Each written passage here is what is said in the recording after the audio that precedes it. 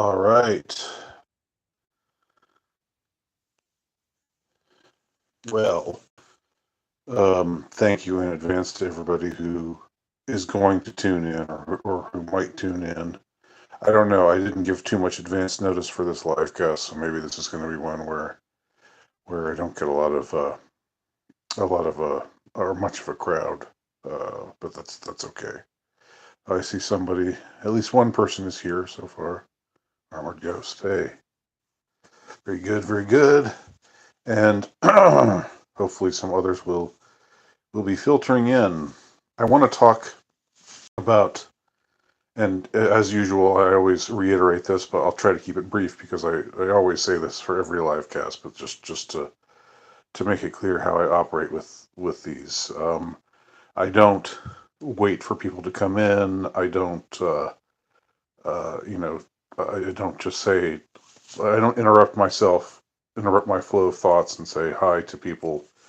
I don't do all those other kinds of things that you see people doing on other live casts because I just don't find that conducive to talking to giving my piece. I want to say my piece about the subject that I've chosen to talk about, and then afterwards, I promise I will look over any comments that are left, um, and and answer any questions as long as they're not ridiculous or as long as I'm not being insulted or being trolled or something like that. Um, I want to talk about um, this Nashville manifesto. Now, I had to be oblique in the way that I put it in the title, just because I know that this is a subject that the YouTube authorities don't like people talking about, and the person who brought it forward, the person who leaked this information, Stephen Crowder, whom I've never talked about before and whom I don't think I would particularly enjoy if I were to watch him. Nothing personal, nothing against him uh, as a person or anything. I don't know him, but my impression of his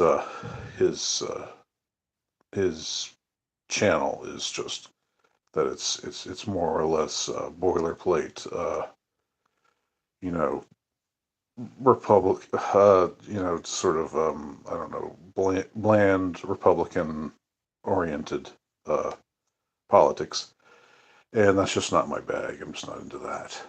Um, uh, but I would like to say, not that he's ever going to watch this, but I would like to give him a sincere thanks for being the one to break this story, being the one to leak this manifesto. Um, and the manifesto I'm referring to is the one written by the alleged shooter of this Christian school in Nashville, Tennessee. This shooting that took place earlier this year. I don't remember what month it took place. Right now, these news stories just come and go, and it happens and it's all the rage, and then you forget about it. So I can't locate in my mind right now what the exact time period was, or what the exact date was that this happened. I'm thinking it was in February, maybe, but I don't know. I don't know for sure. So ever since it happened, the media, the authorities, police, FBI, what have you, they all uh, were very secretive about this. They they they made it known that they collected this manifesto from this person who allegedly did this terrible thing. And I keep saying allegedly because I don't know. I don't ever know what to trust with any of these stories.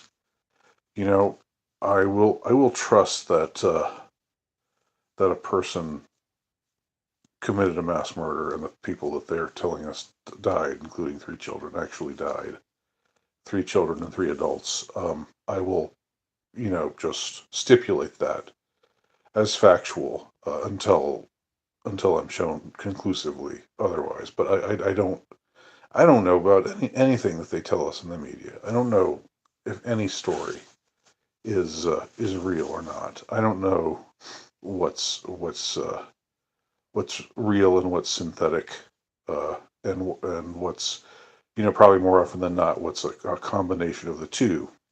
I don't know if this killer, the shooter in this situation, was a real person who just had all of these significant mental problems and then chose to do this terrible thing, or if this was a person who is some kind of MK Ultra-esque victim, who is programmed to do what she did, um, or if it didn't, if she didn't do it at all, and it's just being blamed on her.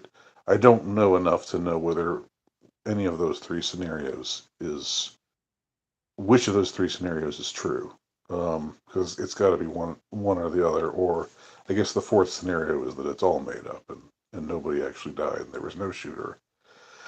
But like I said, that's the one that I'm not going to go there, unless I see compelling evidence, because I don't know. I just want to be cautious uh, about the way I talk about these things. I don't just want to say, "Oh, that didn't happen," because that you're really you're really going out on a limb when you say something like that, and I don't want to. I don't want to be irresponsible, but I also don't want to be just a sucker. I don't want to just believe anything and everything that I'm told by the news media, who are proven liars over and over and over again, and by the authorities, who are also liars and unfortunately untrustworthy, as they've shown themselves to be over and over and over again. So I'm stipulating that it happened, and I'm stipulating that it happened something like the way it was reported. And in any case, whatever scenario we believe in about it, I think I was deeply irked by the fact that this manifesto was being hidden from the public. I've said before, I don't believe in governmental confidentiality. I don't believe in top secret, uh, except in certain very specific cases. And then only for a temporary length of time. I think that it's if say there's a situation where, I don't know, just to pick a scenario out of the out of the ether. Um, I've heard of cases of like a serial killer who has something significant about the way that he kills, and that's not released to the public, so that way the authorities know that if somebody comes to them and says I'm the killer, or somebody comes uh, and I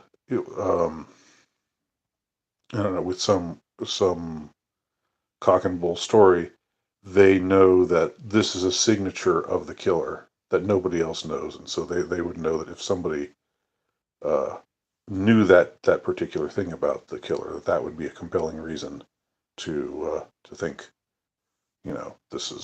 this might be our man here, or this person might know something about what's really going on, since he knows this detail that we never leaked, we never floated into the media. I could understand secrecy in a case like that, and in certain other cases, if we're talking about lives being immediately at risk.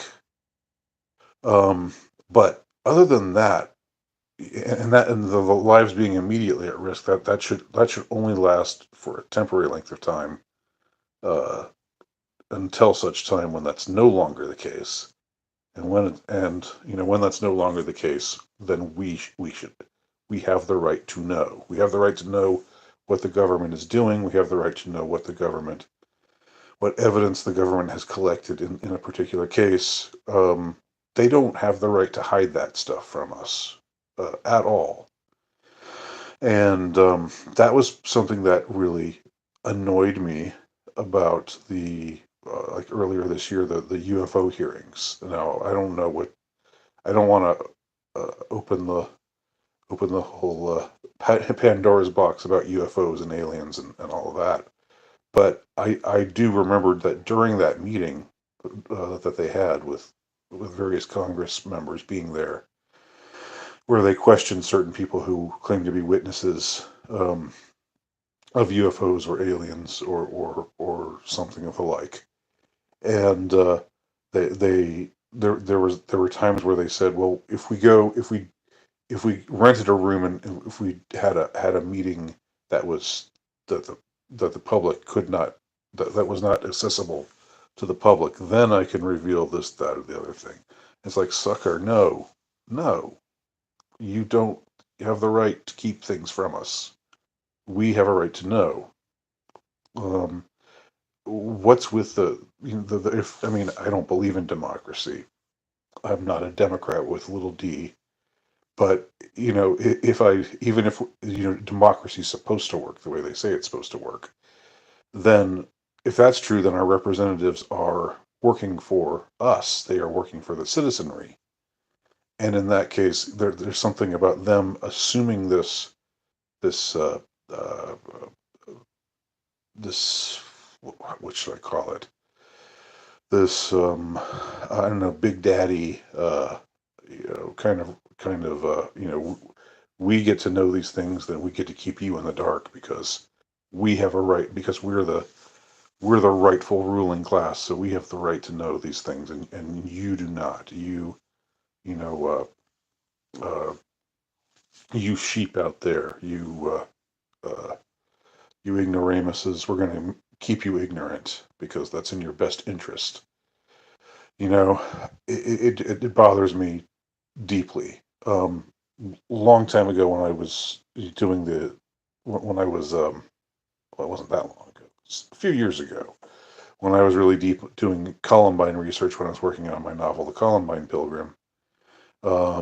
I remember, and anybody who knows about Columbine, who studies Columbine, knows what the basement tapes are or were.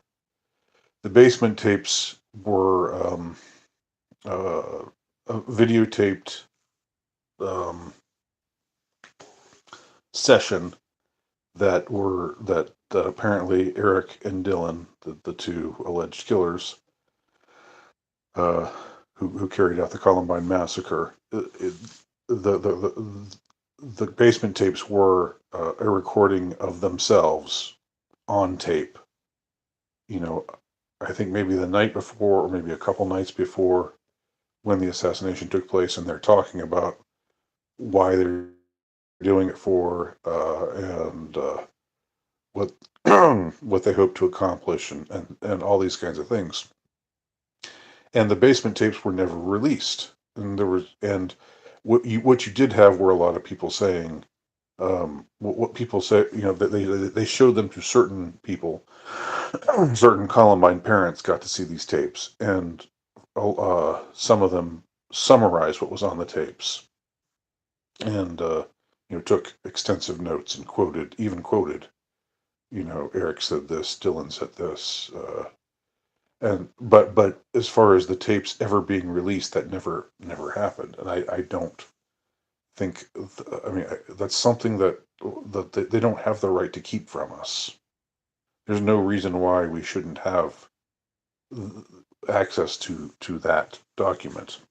The same goes for the manifesto that was written by the disturbed individual, or maybe just evil individual, or maybe brainwashed individual who allegedly uh, committed this terrible mass shooting at a Christian school in Nashville earlier this year. There was no they had no right to keep that from us. That meant the manifesto, and so that's why. I think Steven Crowder, however he was able to swing it, I think he's a hero for releasing that information to the public, for leaking that information to the public. And I would say that about anybody else. If anybody else had done it, including people that I disliked or despised, um, generally speaking, if they had released it, I would say the same thing about them. I would say good on you. That's a blow for freedom of information. Um, there was no reason to keep that from us, and of course, there's a lot of speculation about why they kept that information from us. You know, is it because of there's a concerted effort to push trans stuff, and to it's obviously the agenda out there to promote trans stuff and make us think that it's okay to give children hormones to change their sex or change their gender, to give them gender affirming uh, care, that Orwellian term, meaning you know giving children female or male hormones, or worse, mutilating them, cutting off their sex organs, um,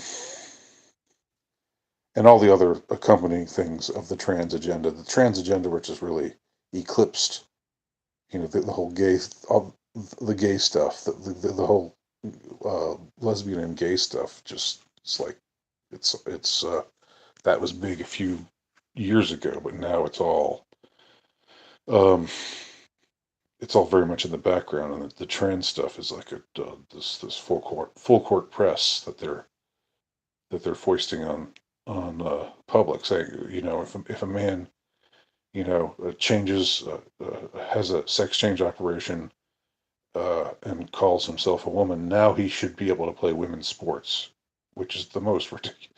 It's just the dumbest thing. It's the most ridiculous thing. It's totally indefensible. I mean, anyway, so one wonders if they wanted to keep this information secret because they didn't want the public to know about. If the public saw this person's manifesto, they would conclude certain things, or they would feel a certain way about perhaps trans people, and that they wanted to protect the public from themselves, from the prejudice that they would supposedly assume against trans people. Meanwhile, if there's an alleged massacre where the shooter is allegedly a racist white guy, then they have no problem releasing that. They don't care if people get mad at white men. You know, that serves their agenda. So whatever the case may be, though, my point is they don't have the right to keep that information from us, and that's what I want to really reiterate here and emphasize here, that this entire notion that the Nashville Sheriff's Department, the FBI, um, any of these bodies, any of these organizations, uh, have have the right to withhold this information from us.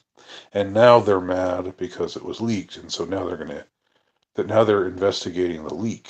Like, oh, we're gonna find out who's responsible for leaking this information. Well, whoever leaked it, good on you. Um, I mean, Steven Crowder leaked it, but he didn't. He wasn't the one who. Somebody else told him, and we don't know exactly how that all happened. But he had a person, or he found he or his people were able to make contact with a person within the operation who turned over this information to him. And now you can it's free for everyone to read. You can read it on Twitter. So so yeah, so that's my basic point with this entire story, and I think that pretty much brings my thoughts to a close on this matter. Let's see if anybody has anything to say. No, doesn't look like it. Looks like we just had Armored Ghost saying woo, and that's all right. That's cool. So I gave fair warning that I was going to be doing a live cast, and I have a few people who tuned in, but not that many. So maybe this whole subject isn't as interesting. Crash Bandicoot says, "What up, Andy?" All right, that's kind of a general. That's kind of a general question, which I could answer in any number of ways. What's up is I'm a little tired. I thought of not doing this, but then I thought, no, I've got to keep my word. It would be, and I thought it would be really lame if I just didn't show up, if I flaked out on this live cast that I said I was going to do. So, but I am tired. Hopefully, it hasn't shown too much. Have I ever been to Tennessee? Yes, I've been more often through it than to it. Nashville. Oh, gosh, like I'm from Atlanta, from Metro Atlanta, and I hate driving in Atlanta. It's the worst. It's traffic wise, it's just the worst. But Nashville is close. Of all the cities that I've driven in or through, Nashville is right up there. In so far as in being a hassle to drive through. Um, but it's a beautiful state. Um, I have a lot of good memories of Nashville, Kentucky, Indiana, um, Illinois, because every Christmas and every summer when I was younger, we would, as a family, my mother, my father, and myself would drive up there every Christmas, and also in the summertime, because all of my parents' relatives are from Wisconsin. Um, my fathers are from around Milwaukee. My mothers are from a town just outside of Milwaukee called Whitewater. All right, so that's all I got, and so I think we'll wrap this up a little bit early. Thanks to everyone who tuned in. Okay. Oh, and Armored Ghost is not finished though. He says, "Why does Tennessee even have an LG HDTV crowd? They're everywhere. They're everywhere, Mr. Ghost." Um, yeah, and I mean Nashville is a pretty liberal city. It's like Atlanta. It's a blue city within a red state.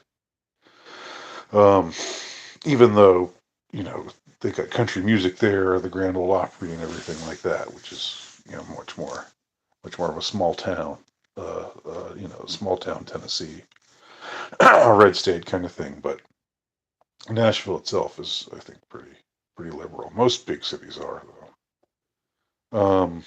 All right. Thanks everybody for tuning in, and if you have any other questions or comments, just when I post this, just leave it in the comment box below. I think that's about it. I see my I've accumulated a couple more viewers. Wrap it up like a chicken wrap. Alrighty then. Boy, now I'm up to 11. Where were you guys? I said I was going to do this at 10. Now there's 11 of you. When I was doing my spiel, I think there was like 7 or 8 of you. I don't know. 11's not that much more than 7 or 8. but when it's this small of a crowd, it feels like everyone counts more. So anyway, oh, it's down to 9 now. Okay. Well, see y'all later, and thanks for tuning in.